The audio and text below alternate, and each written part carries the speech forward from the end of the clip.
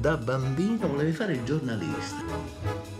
Dove stai andando? All'intervistare dalla chiesa. L'onorevole Andreotti dice che l'emergenza criminalità è in Campania e in Calabria. Generale, ha forse sbagliato regione. La idea es la de ir creciendo y creo que así esta es la tendencia que estamos registrando desde la página del Facebook, donde evidentemente los contactos se van multiplicando, pero sobre todo las solicitudes directas o las llamadas que voy recibiendo a lo largo del año de petición de confirmación. Diría que no son unos espontáneos, o sea, hay un colectivo que se está pasando, se está corriendo la voz a nivel horizontal, como siempre, y las nuevas tecnologías en este sentido, las redes sociales ayudan. Che cazzo di mani? Portaci al deposito farmaci, portaci, serve tutto quello che c'hai. Professor Zinni. Professor Zinni, neurobiologia, ho fatto l'esame 4 mesi fa. Este año ya tenemos la suerte de tener dos de las películas que hemos programado, que evidentemente son todavía inéditas, que tienen distribución en España. Le Meraviglie, que fue gran premio del jurado en el Festival de Cannes, y